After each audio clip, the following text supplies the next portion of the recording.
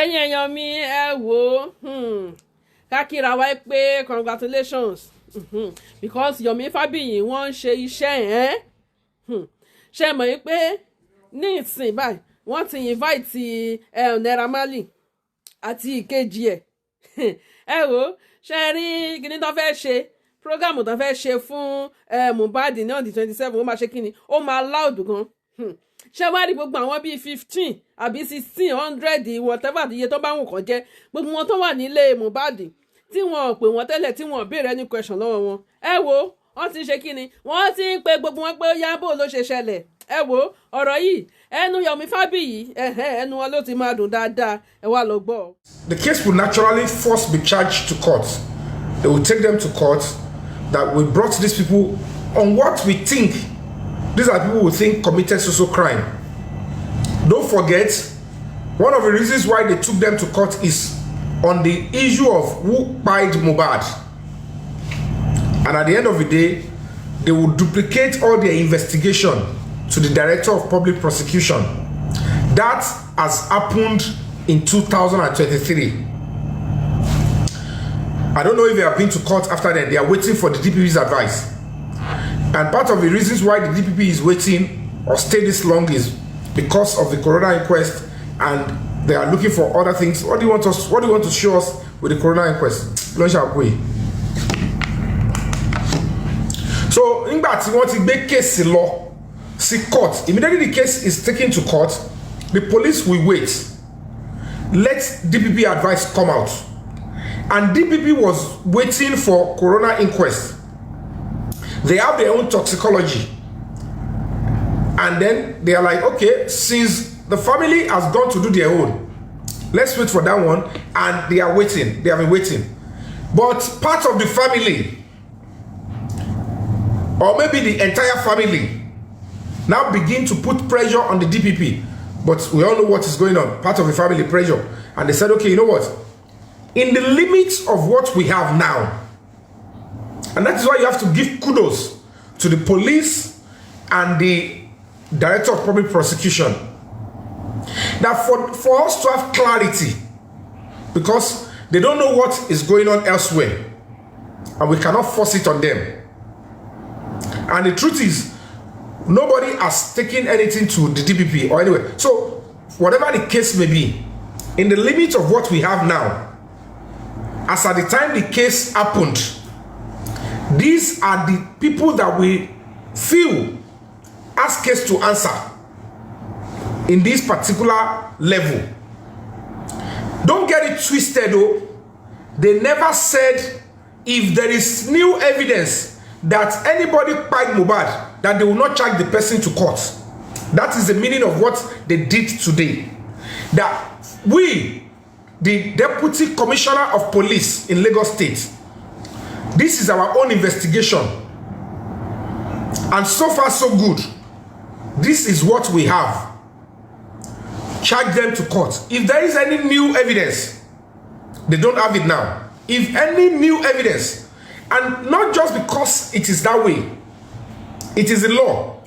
When it comes to homicide, it does not have statute of limitation. Even the Legua's case, they can still take it up today. They can bring it up. But like this case, they can bring it up. In the light of new evidence, it is the law. It does not have statute of limitation. This Mohbad case, if any new evidence surfaces in 6 months' time, the case will be like it just started yesterday.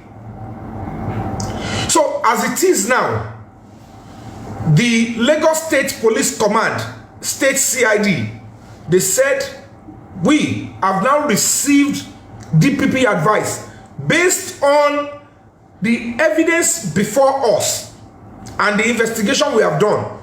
In the limits of what we have now, these are the few people, the 2 people that we think they have case to answer.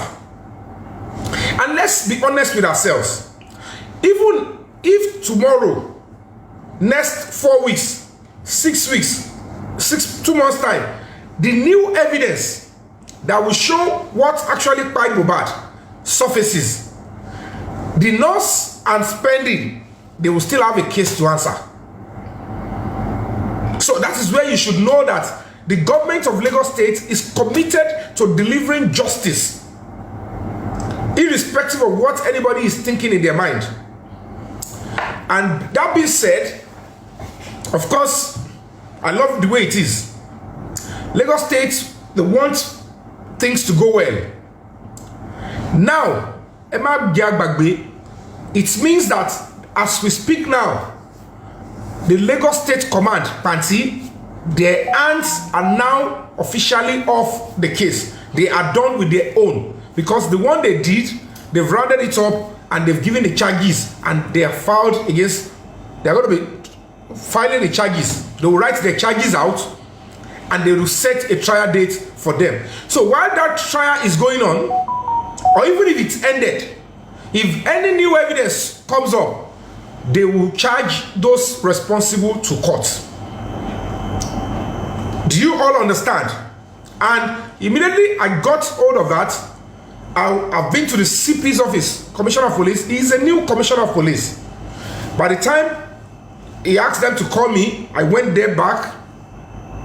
I just left there in the last 40 minutes or 1 hour. And then it was a very beautiful meeting based on what we are having on Thursday. So now, that is the update on the DPP advice. The DPP advice has exonerated some people and has kept some people that they have a case to answer. If in the light of what is now going on, kò di ntawa ṣe lọ́wọ́, kò di case tèmi lọ́wọ́ ní ọ̀dọ̀ AIG o, kò mean pé AIG ó supersede the Commissioner of Police o. And now, it's a beautiful development, positive development. And that is how things are meant to be done.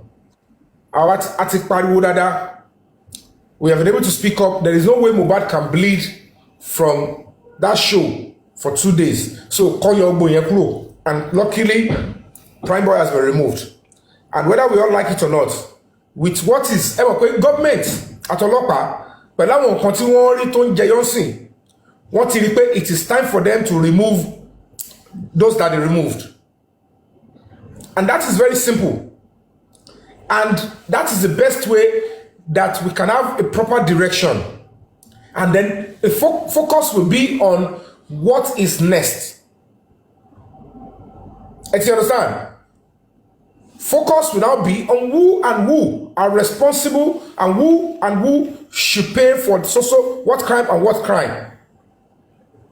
Until you at the end of the day, even if Tabapada Mohbad, whoever they are, I said it 3 days ago. We are now looking into, we should be looking inward. It's part of those things that we wanted to do on Thursday. Because now, as it is, eventually it's evidence by everybody, you will know certainly that these two persons, Tomule, I saw nothing here direct. Spend it up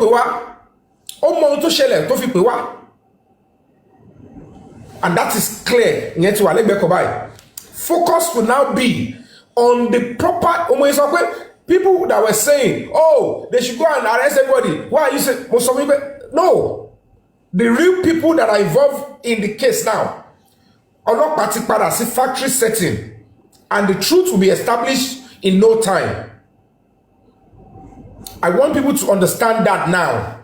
The reason why you cannot find some names, investigation team, Lagos State Police Command, based on the noise of the public and the direction that we all look into the matter then.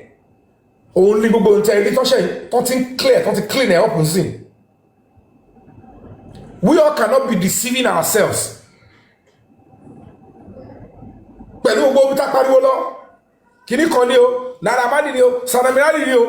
Can you in your conscience say by now Naramali should be held for having something to do with Mohbad? So it is getting clearer. Who paid Mohbad? Ta ni wọ́n pè wọlé?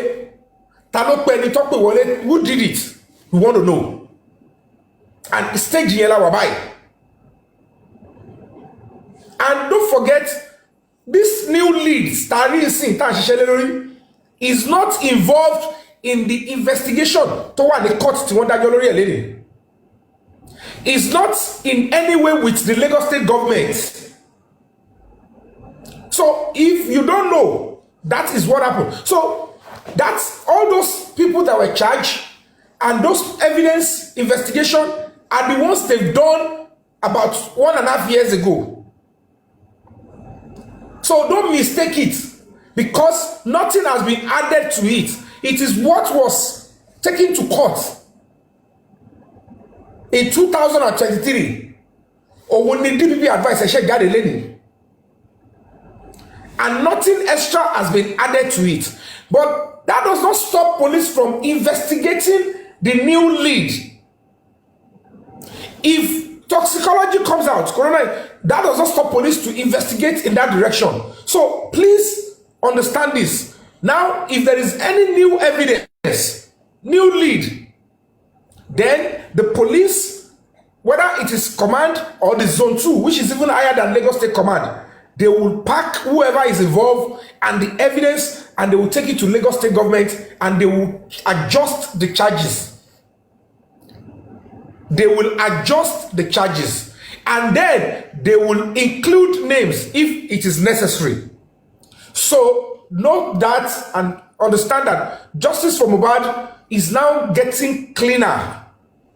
What it bouncing, what it do, and that is why I am going to be giving a kudos and clap to State CID Panti, Lagos State Police Command, and the Ministry of Justice, DPP as well. They deserve a clap, because at the end of the day, they have seen clearly that they are parents, and they have said, you know what?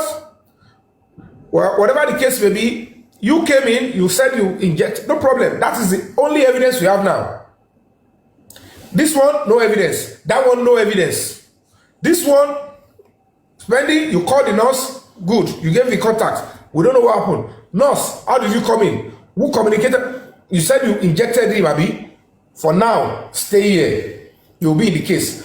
By the time the DPP charges will come out now, DPP advice, they won't advise the court. The charges will come out very soon. And the DPP might even wait, depending on their time. When they write their own charges against those people, Emma count charges, they will count it out. When you count charges, when they give it out, they might take those ones to court. And then, if there is any new evidence, if you know you have new evidence, go to the police, they will investigate it, and if they find any new lead to say that Lagbaja and Lagbaja has a hand and is new, if they are able to substantiate it and they have evidence, they will take it to the DPP, and DPP will add to the charges and join the person. The charges will now be able to corroborate what is. That is the position we have now. So don't panic. Don't you don't know. The way government works and things work is different. If we stop, that might be the last we'll hear about the case. But if we continue, then there will be what? There will be standard justice that will be delivered.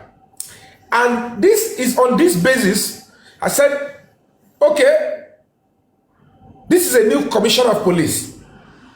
So all of us on Thursday, if you are still interested in justice for Mohbad, let us meet inside the police college, opposite Muiz Banire, that is before the other side of Commissioner of Police. But you want to do justice for Mohbad, let us wait on the field there. I have spoken to the Commissioner of Police and the Assistant Commissioner of Police. We will select 10 of us. We will go and have a very important meeting with the Commissioner of Police and what we want in this case. Do you all understand? So instead of we trekking from Maryland to Ojota, it's a change of strategy now. We all should meet. We'll meet in police college, which is adjacent the road that leads to the commissioner of police. Then 10 of us will be selected, and probably with 1 or 2 or 3 media persons. Our media tabakwe. Normally, we have been praying that this is what I want to do, that the CP should see it, the governor should see it. They've told us that whatever we now demand will be tabled before the State Security Council, the governor, the head of the DSS, and every other military person, military. That is what we want to do, and we will demand it openly. So that is what we are going to be doing on Thursday. I just left the office of the CP. Immediately I saw that now that it is clear now, and then the AIG will continue what they are doing. The AIG will now so it's even bigger than what we wanted to do before. Because if we do what we want to do, we'll do jamboree, we'll do all that, and then everybody will like, oh, what is going on? Then, oh, no. It's simple. And you all can see the kind of movement. You can see what is going on. And we have to pursue it. So that is what we're doing.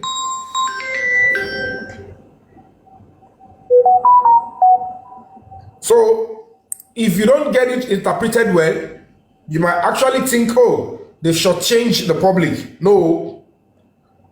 But we just have to do the right thing. Continue to put, and it will even help us to be able to mobilize well for whatever they're going to be doing. Like I'm saying. So that is just it.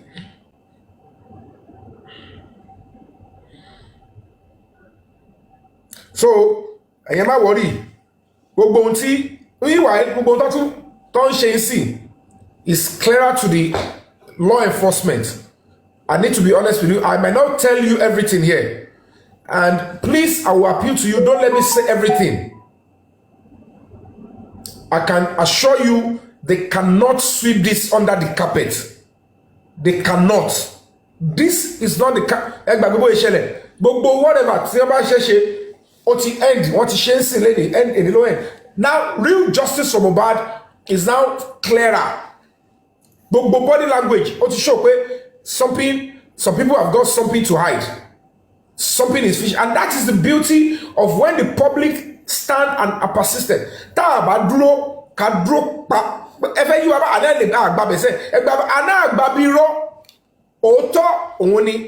So that is what we're going to be doing. 10 people we're going to be going, we'll select, we'll go in there. We'll meet with this CP. So 2 p.m. everybody should be. If you don't want to come, no problem. If you want to come, go into the police college, wait there. We'll wait there, whatever we want to. Then 10 of us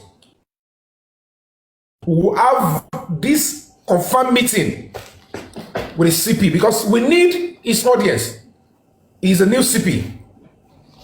So that is what we're going to be doing. And that's it. So other updates I'll be giving you. Let's continue to, power tap, and let's move on. I'll be giving subsequent updates. But permit me, I won't be here to tell you, oh, this is what they are doing, this is what we're doing. No. Some people, they want to, now, it's clearer and it's direct. So, in case maybe, we just have to respect this new evidence that is being brought forward, and then they will charge those people. Kote and not the people see new evidence, but they better in 3 days. Advice my daddy, in the light of the new evidence, if the evidence is coming from the coroner inquest, good. If it is coming from the isolation, I really don't have question per se, but I would just want the Mr. Yomi to give further clarification on the rally. That now, due to the discussion you had with the new Inspector General of Police and changing of Commissioner of Police, a new Commissioner of Police. Yeah, sorry. with the new Commissioner of Police, Lagos State Command. So we want you to give more details. Are we ending the stuff with the the police academy, or we still going back to the basis for the rally, or is ending there? Just give a full clarification so that we know what we are having. We're going to be meeting with the CP by 4 p.m. Okay. So we're going to be converging inside Police College. Okay. So then, because there is no way we'll be in Ojota and then we'll still meet with the CP. And as a matter of fact, he said, I just came in. And if you do that there, number one, I may not be able to come there. And if things go gaga, knowing fully well that the situation of whatever is on ground, that I would prefer you people come. What you want to say is you want me to hear. And whatever you want to say, I will do everything. Come and say it with me. And the command will do what we want to say. Everything we want to ask there. And, you know, when we say it was a rally, they said, Mr. Yomi, this is Nigeria. If you call it rally, it's still going to turn protest. And the essence of it is that you want the government, the commissioner of police, and the governor to hear you. Said, if you come to my office with your people, then we will hear you direct, and the governor. So how we're going to do it? Yes, Duke, don't let us say how we're going to do it. I will advise that how that meeting will go. Am I can zombie strategy here? Am I can follow social media? Okay. Only effect ju taba shape rally yellow. But what will happen? What we're going to do? Don't let's say it on social media until that day. Everybody know Mamari. Everybody will see it, and everybody will see the effects. Don't forget that one part of it is that we going to be asking Lagos State Command to party check. The AIG is fully on the matter. Because see conflict more, because see you can collect one case in B, and this because of this whole duplicating case. Let's clear up because since there is a new opportunity to see new evidence, so that a higher command can be able to go into the case. But me, and whatever it is that they have told them, or whatever they think they want to achieve with it, understand. Because one is so tough for one. So whatever the case may be, that Thursday, let's go there and let's do this. Okay. So we will not select each person from key platform. Then we'll go in, we'll meet with it, and everybody will have it. Ama soro, ubai mari, and everybody or not have something. Oti yato si, àwọn ọlọ́ta ọkọ̀ tẹ̀lé nígbà ìbẹ̀rẹ̀ case ìgbà tí mo bá di kú. Yeah. Everybody as this now, gbogbo àwọn tí ó yẹ ká wọ́ mọ́, wọ́n ti yọ kúrò. So there is no point. Kamada uko àwọn yẹn, àwọn olè lọ bẹ́ẹ̀ sí kamada dárúkọ prime boy, kamada so gbogbo yẹn ọtí bá kó kúrò. But àwọn tó filẹ̀, you and I know that we want to hear from them, and they cannot remove them from the case. So they have not removed them from the case, and they are not yet charged. Those ones are not charged for what by Mohbad. They are charging them for the little role they played. The real offense, there is a new lead, and investigation is going on. So if that is the new strategy. I think that's clear enough, and the information we will give out now is that we have a change of venue due to the request from the new Commissioner of Police, Lagos State. Exactly. So we have a change of venue, so let everybody knows now. But yet, that does not stop us from storming the place peacefully. Okay?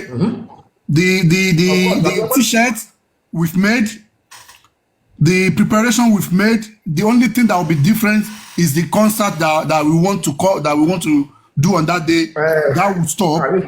Okay, we will not do that, but we still come out with our vest. We still do the small shop that we prepared for. We still come out. Do the concert. It's going to be another day in a different venue. So it's not going to be 27th. We're still going to be doing that one, but how come you're due? Eléyìí wà sacrosanct gidi gan. Sílùú bá ti ṣe ń yí padà, káwọn náà yí tẹ̀lé wọn. Yep. So that's the information at the moment now, that on the 27th, we will not have the concert aspect of our plan initially, but we're still going to come out with our t-shirts. We're still going to go on with the small shops that we've planned for. So we want you people to be there. And the time is 4 p.m. at the police academy. 2 p.m. 2 p.m. Sorry. At 2 p.m. we'll be at the police academy. So that's the information. So let it spread. So that's the latest information due to the request of the new police command. Nobody can hijack it. No hoodlum can take advantage of that because so police college is open. They have a big field. We would stay there, and when we are done, 10 of us will go in. I've been able to go there to do meeting. No, let's protect. We still need the audience of the commissioner of police, and the reason for that, later me got something.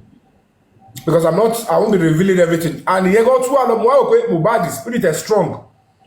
Oba to loss it to better, to faster. So, guys, keep our fingers crossed. And then the second day, you know, corona inquest you are, and people that are doing the corona inquest, they don't know what they are bringing. They will still go to corona inquest and still bring. They will present.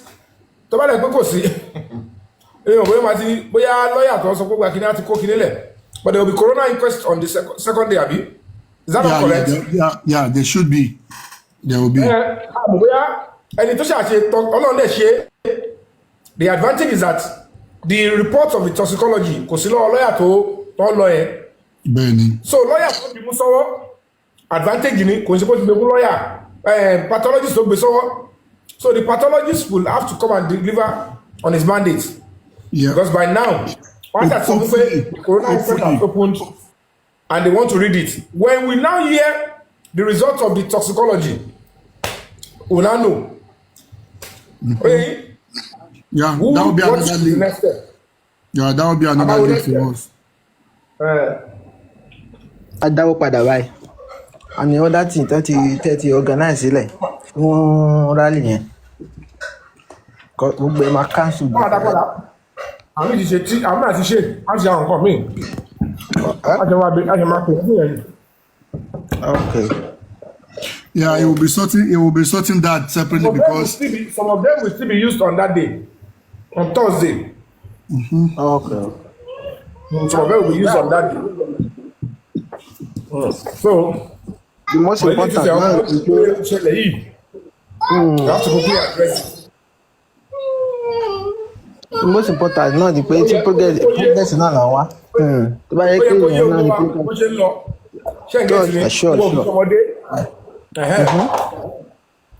Justice no easy like that. They're not going to. It's not just a walkover. What is ẹni pé àti inú ìwé kété everybody jáde inú ihò tó wà.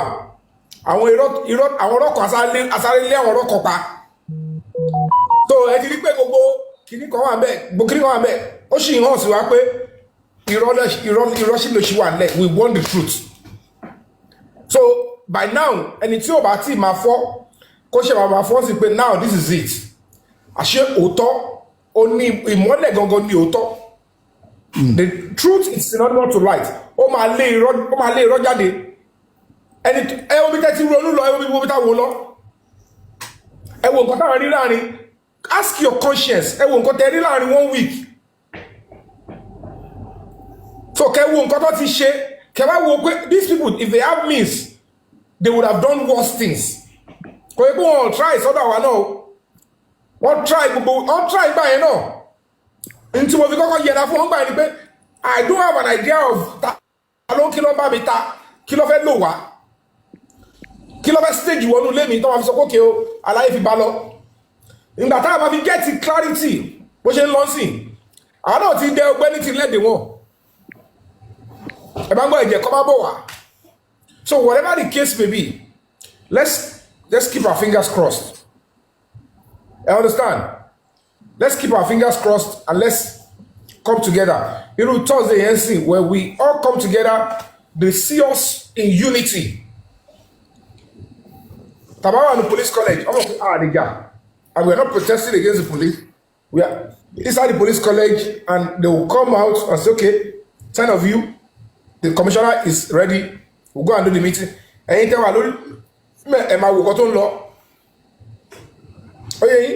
you have to watch, you see. And then, whatever is happening at the top level, we just have to, draw. But trust me, the real pressure and Gbogbo kinetic cleansing, the case is now in the right direction. Gbogbo bi tó pull out wa lọ, gbogbo bi tí ó yẹ kí case yẹn yà lọ bá tó máa kàn máa delay case àwọn tí ò ní kankan ṣe bẹ́ẹ̀ ẹni pé clearly ìjọba àti ọlọ́pàá wọ́n ti yọ àwọn yẹn kúrò. Mr. Yomi ó fọwọ́ gbá mọ́tò ni ó bẹ́ẹ̀ nìkan jà ní ẹni tó bá jáde ṣó ni ó ti kúrò ń bẹ́ ọ̀nà tí clear. Ṣùgbọ́n nọ́ọ̀sì ni èmi mo pé ọya ẹ ṣì ní case láti answer. So tí original n tó ṣẹlẹ̀ ọkọ̀ bá dé ó sì máa bá wọn tí wọ́n múlẹ̀ sí wa ìbá wọn bẹ̀. Ó lè jẹ́ charges wọn máa tún wá change o kó wọ́ọ̀sì ju ti tẹ́lẹ̀ lọ. But wọ́n ti mú wọn lẹ̀ ìjọba àtọlọ́pàá tó ẹ̀yin méjì ẹ̀ lè lọ.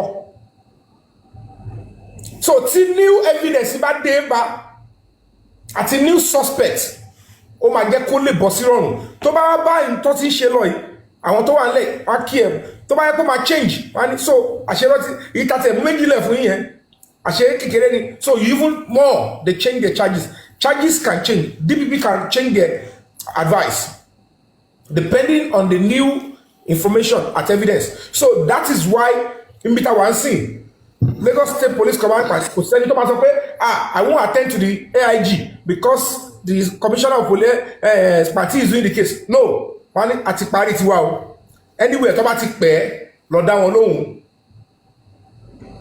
anywhere tó bá ti kò sí case kankan kọ́ọ̀tì báyìí wọ́n tí understanding tó ń lọ ẹ̀rọ báwọn ló favour anybody tó ń hang on case wa kóòtù kọ̀máàdì tí ń ṣe case yẹn lọ mí ìrè dáhùn kò sí yẹn mọ́ báyìí torí pé àdákẹ́ ni nobody that is now going to be invited by a higher command based on the new evidence tó máa lóhùn ò lè dá wọn lóhùn kò sí lọ́yà tó máa fún ọ excuse me because it's going to be like what is going on which case the case has been decided and they are waiting for court trial they will write their charges and that one is gone so if there is a new evidence under the law that particular case does not have statute of limitation murder case will always be an open case till new evidence bá jáde ọlọ́pàá ní right láti arrest anybody and if they find you wanting they will take you to court or add you to another so unto simple pé èèyàn kan fẹ́ bọ́ta ń sìn pé ẹ lè arrest mi o torí kéèsì yẹn ó wà ní court ó ti kúrò bẹ́ẹ̀ báyìí ẹ lè arrest mi o nítorí pé kéèsì yẹn wọ́n ṣe lọ ní command níbẹ̀ yẹn ẹ má dàbàrú kéèsì yẹn káwọn ti ní kọ́ yẹn máa duplicate ó ti kúrò báyìí. So when they do these things, you might enjoy that I don't know no favor. And that is one of the reasons why I quickly wanted a better day. But lóòótọ́, they might not want the protest because Bashe pe rally.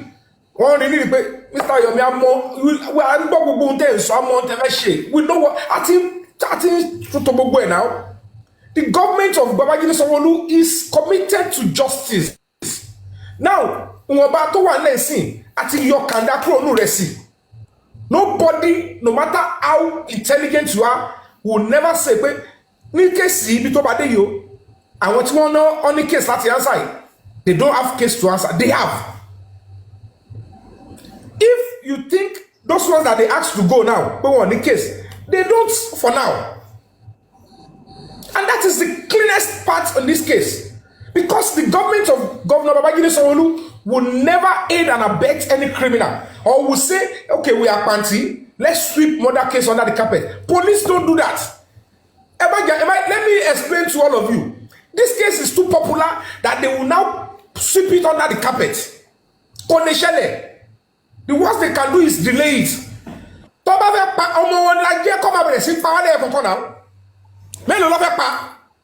Do you think government will now say because we want to cover some people, we should start killing innocent people? Nítorí kíni? Ẹ kọ́ máa rò pé gbogbo wọn jókòó, àwọn kan máa rán òwèrè kan máa táìpù, ẹ máa tẹ̀lé pátápátá. Wọ́n ti yọ gbogbo kàńdá kúrò nínú rẹ̀ sí.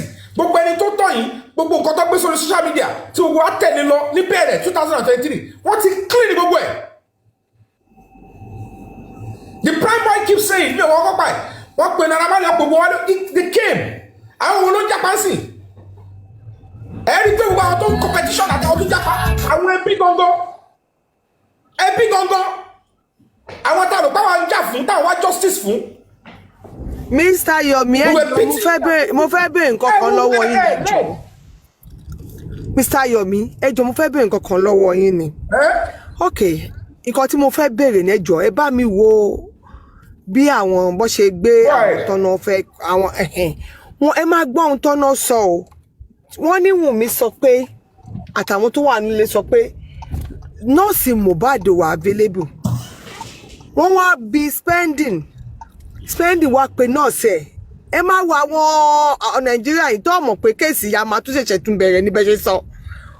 Àwọn ọlọ́pàá yìí wọ́n nígbà tí wọ́n wá pé spending wá pé nọ́ọ̀sì ẹ̀ wá gbé aago. Ẹ má gbọ́ o. Ó wá fi nọ́mbà náà sẹ́lẹ̀. Wọ́n ní ẹ̀kọ́ tó ń jẹ́ DJ Bami. Ìyẹn náà tún wá pé nọ́ọ̀sì. Ẹni tó pé nọ́ọ̀sì yẹn last is DJ Bami. Kí ló tó kọ yẹn ò ṣe síbẹ̀? Ṣé rí pé wọ́n kọ̀ gbé ẹ̀kọ́ tó wọ̀n wá, wọ́n kọ̀ fẹ́ ti kíní síbì kan ni. Ṣé rí bó lè ṣe kéèsì yìí sìn, kò sẹ́ni tó máa fẹ́ lọ́lẹ̀. Ṣé rí kéèsì yìí wọ́n fẹ́ fọgbọ́n dànù ni. Àwa public la dẹ̀ máa dìde. Because lójú ti tèmi, tó bá ti pé nurse, tó ti pé spending, tó dẹ̀ ti ó yẹ kó pe DJ Bami náà mọ̀. Because that means pé DJ Bami náà wà involved nínú àwọn tó pe nurse. Why tọ́yọ DJ Bami? Ọlọ́pàá Lagos State, àbíbi tẹ́tí sọkọ kìíní ẹ̀ tukọ̀ dáadáa. Ẹ máa tún wá gbọ̀ngàn tí mo tún wá fẹ́ kọ́ attention yín sí Mr. Ẹyẹ tí wọ́n kọ́ attention yín sí kankan Mr. Yomi. Ẹyẹ kí sáré kọ́ attention yín sí kankan. Ṣé rí ìgbà tó ń ṣe ń kwẹ̀sì lọ? That spending ti bọ́ síbẹ̀ ó ti sọ. Prime boy ti sọ. Wọ́n ò jẹ́ kí nọ́ọ̀sì sọ títí ẹ̀. Kó tún gbé nọ́ọ̀sì sínú kinní yẹn. Wait. TB Kenny, mute your mic. You're not, I don't know who has been feeding you guys. Tí wọ́n jẹ́ kẹ́ mọ̀ yàtọ̀. Whatever is going on at the coroner inquest is not the case tí wọ́n gbé lọ sí police station. This is the police. Àwa gbé àwọn èèyàn báyìí. Gbogbo public pariwo. Ẹ pariwo Naira Marley, Samilari. Ẹ pariwo àwọn tẹ́lẹ̀ pariwo. Ẹ pariwo Prime Boy. Ẹ ṣe gbogbo ẹ̀. Wọ́n bá yín kó gbogbo wọn. Wọ́n interview everybody. Gbogbo àwọn tó wà nílé àti DJ Bami wọ́n interview gbogbo wọn. Gbogbo wọn sọ ohun tó máa sọ. And at the end of the day, àwọn tí wọ́n indict, èyí tó bá pariwo Prime Boy pariwo Prime Boy. Àdúrà pariwo Prime Boy. Wùmí ní Prime Boy. They try to say something. And the true evidence don't point to Samilari, Naira Marley. In recent time, the public are now working together. New lead wájáde. Wọ́n dẹ̀ ti ṣe gbogbo investigation wọ́n ti copy file yẹn ti pẹ́ ní 2023 lọ sí DPP. Wọ́n ti fáwọn yẹn ní bẹ́ẹ̀lì pé ẹ jẹ́ ká kọ́ fún wa ní everything. Nígbà tí wọ́n dẹ̀ ti rí pé bọ́ọ̀lù ṣe ń rí Wùmí tí ń bọ́ta ó ti sọ̀rọ̀ ẹ̀rọ̀bí ìjọba gọ̀ ni. You cannot be in a government. Ohun tí wọ́n gbọ́ tẹ́lẹ̀ nígbà yẹn tí ò sí nínú tó gbé lọ sí DPP. Wọ́n wá sọ̀rọ̀ èèyàn kan dáná. Èlé sọ àbúrò sọ tiẹ̀ èèyàn ilé lórí kiri kọ̀ọ̀bàjà ló larí mọ́lẹ̀. Now if whatever that is the case, àwọn tó ó gbé kéèsì lọ sí magistrate court wọn ò ní gbogbo yẹn lọ́wọ́.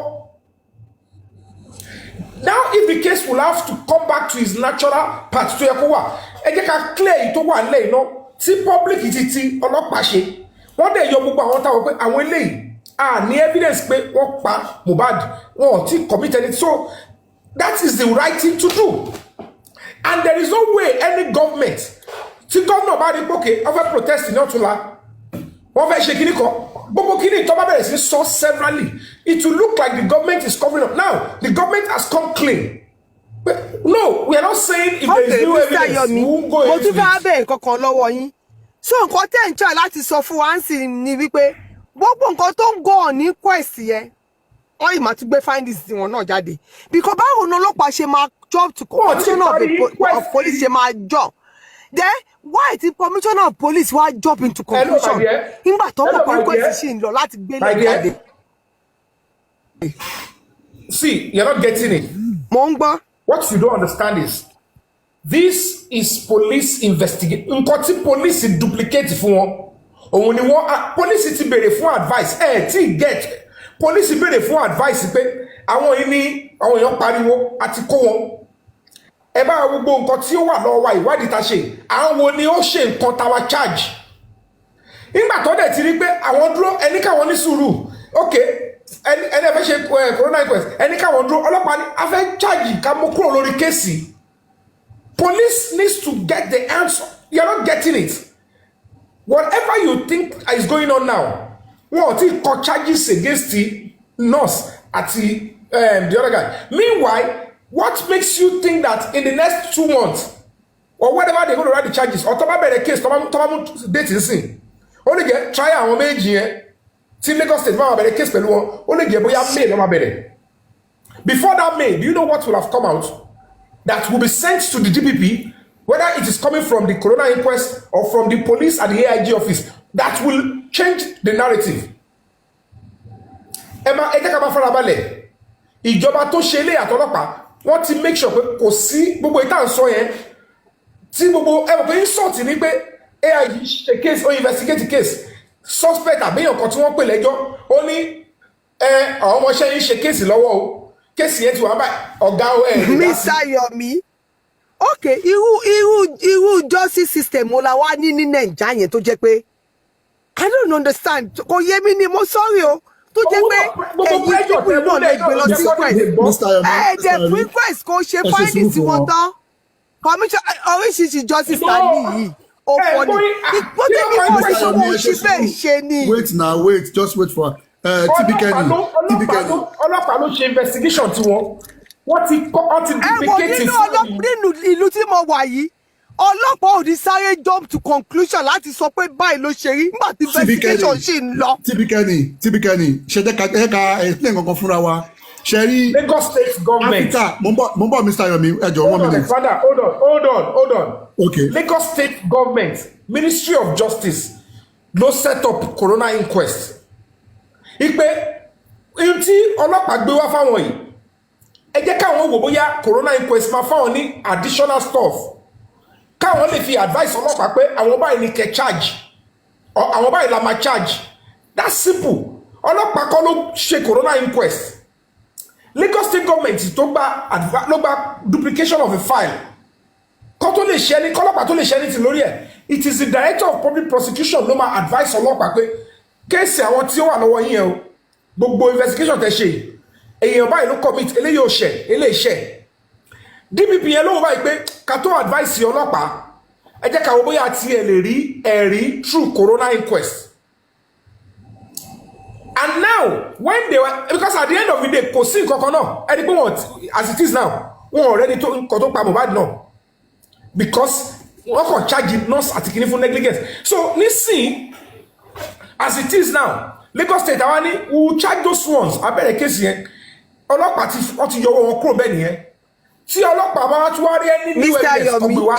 mo ti gbọ́ ti yín o but justice system Naija ìdìbò ọkọ rírí o tí wọ́n fà á balẹ̀ kí kò èsì ṣe tán kó tó gbé rubbish jáde nínú tó sọ pé bí Naija ṣe lajú tó yẹn kí system wọn wá rí jákàjàkà bẹ́ẹ̀ yẹn èmi ò gbọ́wọ́ ẹ̀rí o wọ́n ń ṣe investigation lọ Spanish ti sọ̀rọ̀ nọ́ọ̀sì ò tí sọ̀rọ̀ kí gbogbo public gbọ́ tí nọ́ọ̀sì sọ Mr. Yomi ẹ̀wọ̀n wọn parọ́ ni kó túbọ̀ parọ́ dáadáa káwọn ọlọ́pàá Lagos State kọ́ lọ bójú wọn mi ò tiẹ̀ lè sọ pé ọlọ́pàá wà Lagos State yẹn Mr. Yomi yìí ká tó fún wa wọn ò ní right láti gbé ọkọ̀ jáde ẹ̀yin lè request pé káwọn bàbá lọ ṣe autopsy àti toxicology ni ẹ̀ẹ́dẹ̀ gbọ́pọ́ ní kwesì máa bẹ̀rẹ̀ ní Friday ẹ wá gbé rubbish jáde. Let me explain that part. Mr. Yomi wọ́n ti ṣe mistake pé àwọn ọmọ Nàìjíríà àti lajú ju gbogbo ọ̀bọ wà ní ìdánwò yẹn lọ. Hold on, TB Kenny. Tí wọ́n bá clear bó ṣe clear, are you with me? Tí wọ́n bá clear bó ṣe clear, ṣé rò pé gbogbo ohun tó wà lẹ̀ tí wọ́n rí tí ó ti ṣẹlẹ̀ láàrin ọ̀n sọ̀rọ̀ poison. Ọmọ pé eventually there is likelihood that the toxicology will come with probably ẹni pé Wùmí náà ti sọ only maybe the result of the coroner inquest and toxicology might come that my husband was poisoned, but my father-in-law did not know that it was his son, my brother-in-law, that cooked the last meal. Ó ti ń prepare sílẹ̀. Gbogbo yín understand. So whatever it is, wọ́n ti rí pé this is a confession táwọn ò gbọ́ rí tẹ́lẹ̀. Kò ṣe pé wà under duress. Kò ṣe police ká ní gbogbo ilé ó sọ fọ́lọ́pàá ni. Ó sì máa pay. Gbà tí kò dẹ̀ sọ ọlọ́pàá ti rí pé gbogbo ilé yóò sí kọta gbé lọ sí DPP. Ìwọ̀nba tagbọ́ ẹyọ àwọn tí ò nẹjọ́ nu kéèsì ẹyọ wọn kúrò. Gbogbo ètò sọ lórí TV yẹn, gbogbo ètò wọn fẹ́ ṣe zone 2, gbogbo ètò wọn fẹ́ ṣe ní corona, òun ló máa wá gbé wa lọ síbi òótọ́, and we won't have time to waste. And Lagos State Police Command will say, we have done our bit. Our Oga AIG is now on the matter. Because now I have written a petition to the AIG to take over the case from the state command.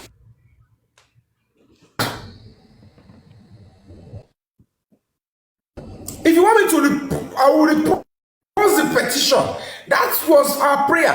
Take it away from them. So come on,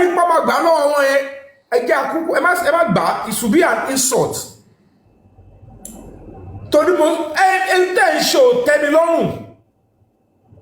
I'm a Nigerian. I'm a member of a voting public. Now, bó ṣe rí investigation yẹn kò múlẹ̀ tó, best ni pé kí wọ́n bá kẹ́ṣí yẹn ẹ ṣe kẹgbà advice kan gbé lọ court. Tí ọba ti rí new person àti new evidence, they will add it. It's still the same police. Ẹ̀yin náà máa ń gbéṣẹ́ fọmọ ṣẹ́ yín náà tí ò ní ṣe dáadáa tó gàmàgbà lọ́wọ́ ẹ̀ tó máa tún ṣe. These people are trying. Do you know the kind of pressure kò bèrè lọ public àṣẹ tó fi lọ sọ ìtúnṣe sọ pé Mr. Yomi ẹ má bínú ṣeré mi Mr. Yomi ẹ má bínú máa sọ tòótọ́ ìlú náà ti tán náà lajú tó Lagos State gan wọn ò lè ṣe nonsense tí Lagos State ṣe yìí ẹ jẹ́ ká sọ tòótọ́ fún wa nonsense ni tó gbé jáde wọn kò dé tán àwọn nonsense ni mi ní kúrò fún yín ìlú tá pè nílùú àwọn nọ́ọ̀tì yẹn gan wọn ò lè gbé rubbish tó gbé jáde. báwo lè ṣe máa sáré àti ìlú nọ́ọ̀sì bá sọ̀rọ̀ wọ́n ní DJ Bami ẹ máa gbọ́ wọ́n ní DJ Bami kan ó tún wà láàrin ibi bọ́ ṣe pé nọ́ọ̀sì yẹn àti ẹ̀rọ orúkọ DJ Bami yẹn rárá ó ga o. Sorry for interrupting. Ejo, she since 2023, she anybody to really identification knows like we are picture abi whatsoever. One more identification because lẹ́ni ó ṣe lọ sign àwọn prime boy wọ́n mọ̀ wọ́n rí wọ́n jọ wà ní prison nígbà tí wọ́n mú wọn nígbà yẹn ni so identity is not hidden. And nǹkan tí mo fẹ́ add lẹ́ẹ̀kan ni pé look ṣe rí Nigerian African system of policing is quite different from the abroad or the Western world. Okay, yeah, we live in Western world. We see how it works. Still, a mọ̀ pé òfin titi wa kò rí bákan náà pẹ̀lú tiwọn. Bófin tiwa bá ṣe lọ àwọn àyè kankan wà tó yẹ pé ó fàyè gbà láti sá sí. But ẹ̀yin tẹ́ bá lè wá wọn jáde nínú àyè yẹn ẹ máa wá wọn jáde, and that is the level or that is the stage we are at the moment. Okay, yes, my emotion, yes, I'm a sentiment, but still, we still have to go by the law. We know initially police failed us, but now Olokpa mi ti wá dé tó jẹ́ CP Lagos State, and he wants to rewrite the history. So let us give him the chance. let us give him the benefit of doubt láti wò pé okay oníká má ṣe rálì ẹ̀mí ta fẹ́ ṣe o fẹ́ mójútó wa o fẹ́ gbọ́rọ̀ wa léyìí tí ò ṣẹlẹ̀ lọ́dọ̀ the other one ọ̀ tí àti ẹ̀ ní àǹfààní láti ṣe pẹ̀lú ẹ̀ ètò wọn tún gbé ẹjọ́ lọ sọ́dọ̀ ẹ̀ tó ní kán má gbọ́ pé yẹn ò kàn àwọn fóònù tó wà lọ́wọ́ ẹ̀ tó ní kán má múlẹ̀ pé kò kàn àwọn now eléyìí wá fún wa ní space ẹ ó fún wa ní chance láti dialogue pẹ̀lú ẹ̀ so let's give some benefit of doubt let's go with them it's going to be open discussion ni and we will all see it so from there we will take it up and àlàyé tó ń ṣe ni pé àwọn tí wọ́n gbé lọ sí tí DPP gbé ẹjọ́ wọn fún Attorney General of Lagos State yìí àwọn tí wọ́n sọ nìyẹn kò mí pé wọn ò lè áàdì àwọn ẹlòmíì mọ́ tí new evidence bá jáde ṣẹ́rí gbogbo ilé táwọn ń bínú pé wáì tó já wọn yẹn nìkan wáì tí wọn ti jẹ́ kí nọ́ọ̀sì sọ̀rọ̀ yìí gbogbo àwọn iṣẹ́ yìí ló yẹ kí àwọn legal team títí bàbá ló yẹ kí wọ́n ti ṣe nígbà tí coroner inquest fi go on for almost a year tí wọn ò ní new evidence láti gbé jáde so now nígbà tí wọn ò ní new evidence láti gbé jáde gbogbo àwọn tó ní kí wọ́n sọ̀rọ̀ yeah. I don't know who made you think that it is until the nurse speaks at the coroner inquest the DPP to lè charge again. I don't know who has been telling people. You have to let TB Kenny understand. The police, in their own understanding, have investigated the nurse.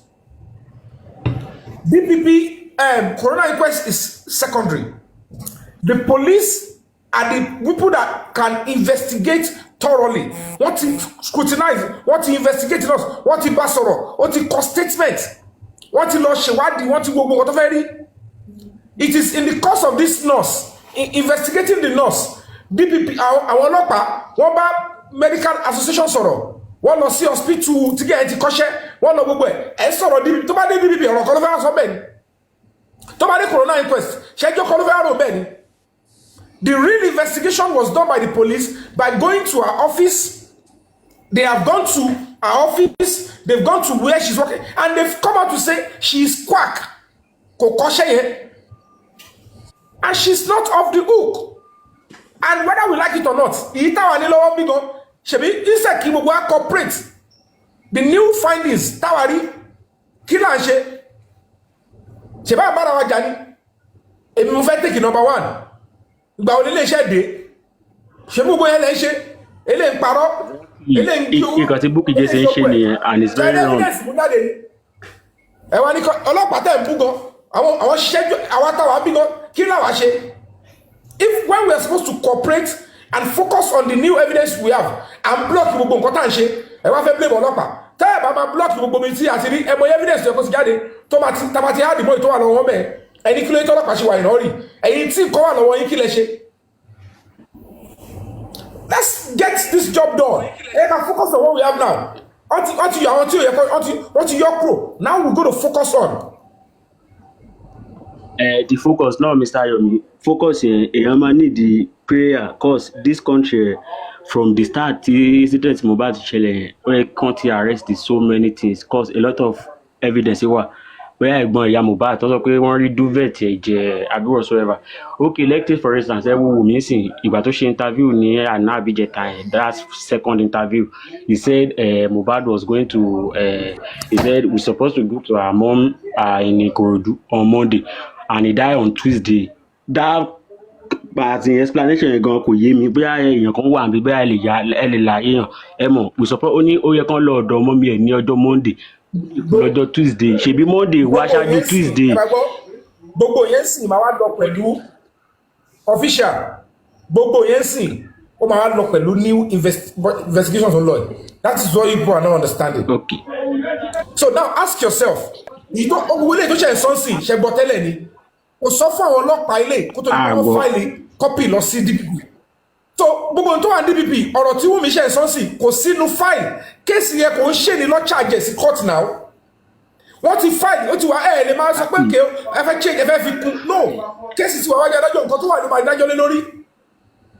Now that we have a new one ṣé ó wá possible sí kò sẹ́wọ́n Lagos State command níbẹ̀ mọ́ kò sí kéèsì inú court lọ́wọ́ báyìí ṣé tó bá pè pé ó yá ohun tó sọ lórí TV lánàá come and explain further kó wá lóhùn ní dáhùn wọ́n again. gbogbo wọn tó ń fẹ́ máa lọ excuse now ìjọba ti sọ pé ọ̀gbẹ́ni wa o lè máa fi Lagos State Command kó máa fi cover kó o ní dá AIG lóhùn o lè máa fi kéèsì tó wà mẹ́yẹ̀ kó máa fi dáhùn àti yọ gbogbo ẹ̀ kúrò sí tó bá pè ẹ́ lọ dá wọn lóhùn we are lọ́wọ́ sí i tó ń tà láti sọ fún anybody wọn nìyẹn èyí tó bá sá lọ ó ṣe exercise ni tó bá ti pè ẹ́ nísìn AIG you need to answer all those things you are writing is an insult to an AIG nítorí kéèsì wa wọ́n ní pé kéèsì táwọn dá dúró yẹn táwọn dúró de corona ẹ̀yin náà lè gbé corona yìí ẹ fi block gbogbo ẹ̀ ìjọba ti yọ wọn kúrò let the case flow naturally ìwọ tí lọ́yẹ̀ wa sọ pé because of that ní kò nílé wa in cases in court wọ́n ní kéèsì tẹ̀lé wa in court yẹn ọ̀ṣà ti kúrò sí the cases in colleague ó ti kúrò báyìí now if the AIG now call you mo fẹ́ wo ẹni bóyá àwọn interview yẹn ló máa ní kò máa dá AIG lò mọ̀ pé sọ́ọ̀tì burúkú ni ṣé mọ̀ pé commissioner of police lọ́mọ máa wò báyìí pé báwo ni ẹni ṣe máa sọ pé òun ṣe case torí ọ̀gá òun wá pè é pé kò wá oní òní dáhùn náà torí òun tóun wà under ọ̀gá àwọn ọmọọṣẹ́ òní dáhùn náà it's an insult they have to make sure that don't let them mess up with this institution nígbà tóun bá jẹ lọ pẹ̀lú ẹ̀ sí another person will do the same thing àwọn àṣọ pé torí commissioner àti ṣe kéèsì owó rẹ̀ dáhùn báwo lè fẹ́ fíìl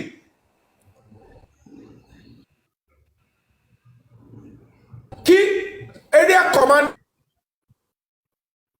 àbí DPO kó máa ṣe kéèsì kí commissioner. Tap please. wọ́n ti ń flag wọ́n ti dé bí ayé ti bàjẹ́. kí suspect yẹn máa sọ pé kó máa treating the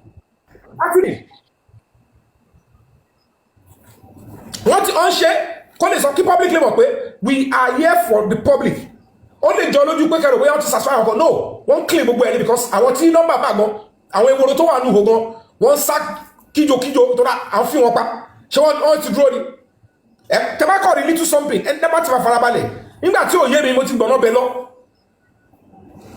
kí ló bá wà pò kí ló ṣẹlẹ̀ ṣé nítorí kéèsì Mohbad wọn á ní kò tàbá bọ́ tàbá máa pa ogun wa ni kọ́ pa wà náà kárí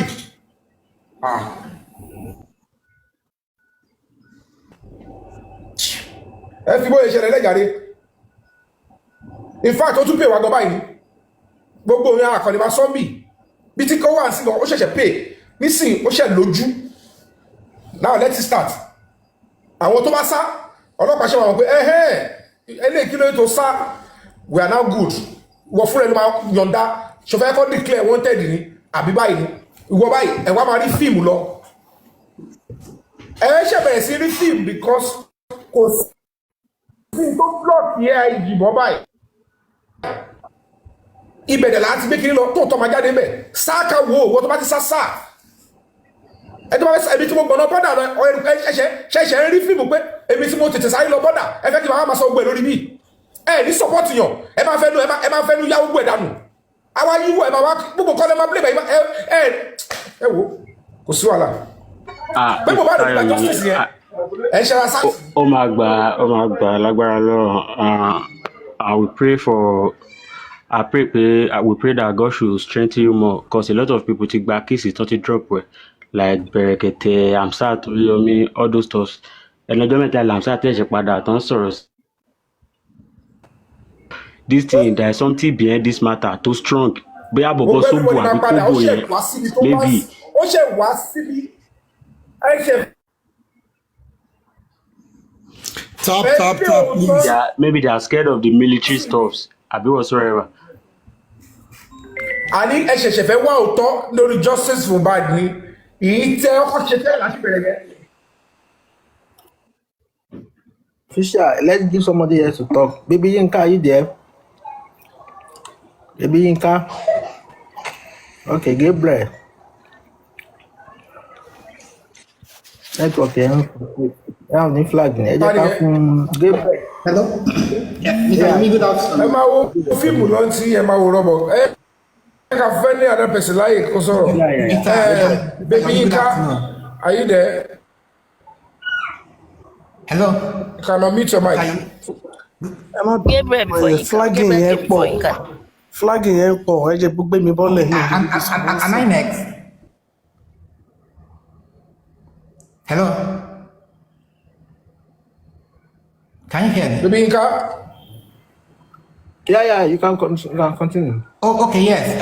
Mr. Yomi, I'm extremely proud of you and what you are doing, and I understand you completely. And I think... Gabriel first. Me. Okay. Can you hear me? So, Mr. Yomi, can you hear me, sir? Gabriel, go ahead. Okay, yes. Mr. Yomi, you have done a fantastic job, and I'm very proud of you. Now, I understand that the old has gone. The former CP and the past has moved back. Now, on this new ground, I know that the oversight will get justice profusely. Everybody that did not pick in the beginning. So, we are fully behind you. I understand this case.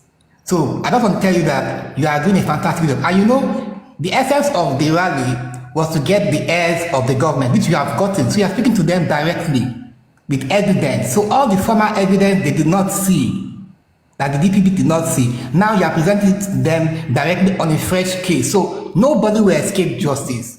Under your watch, nobody will escape justice. I'm very, very proud of you. Thank you very much, sir. God will bless you. Thank you. Bye-bye.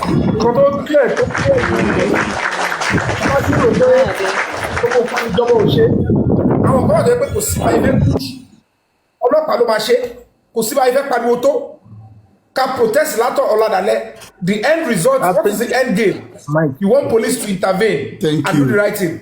You cannot do a protest, you cannot be doing advocacy without end game.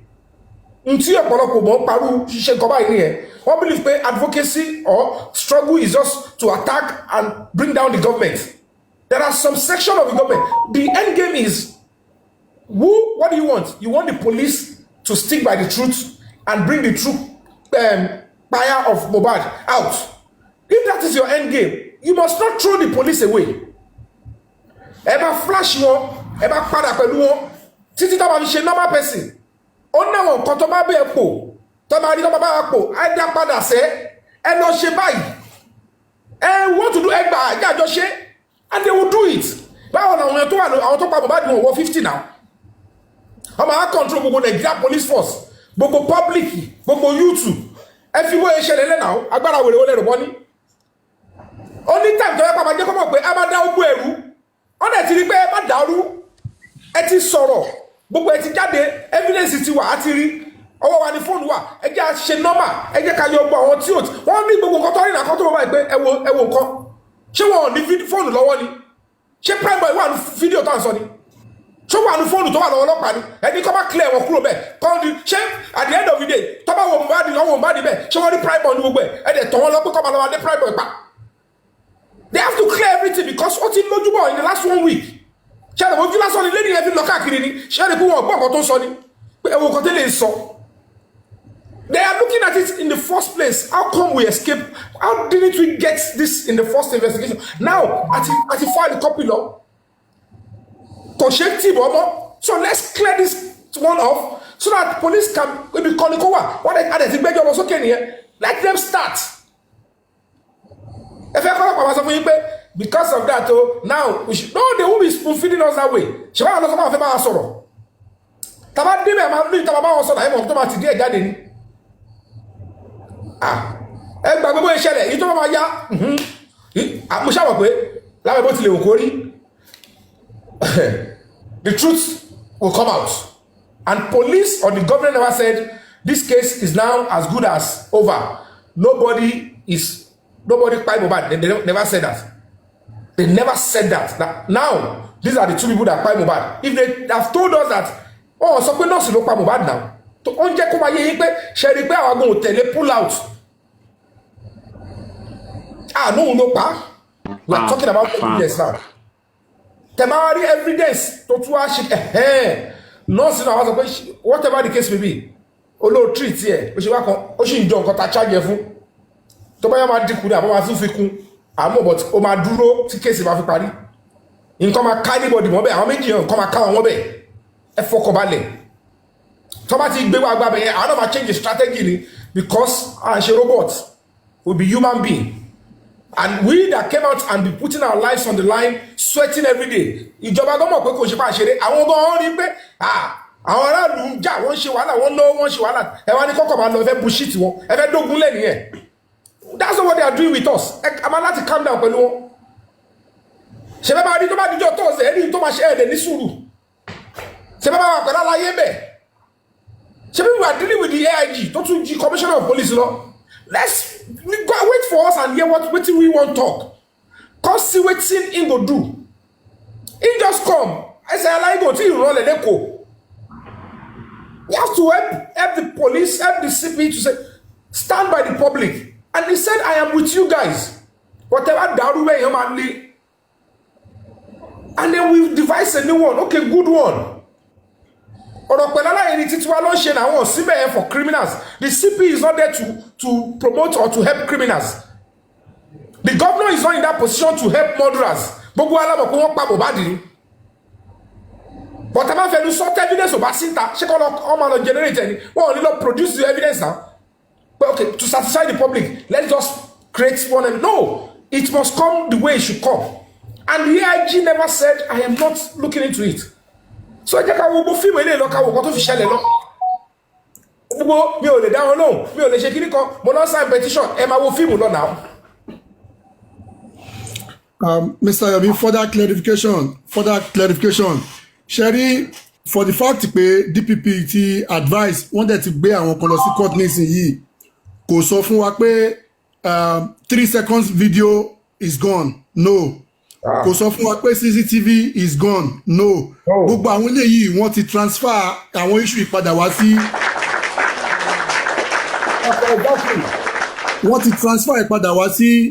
zone 2 so that investigation is still ongoing.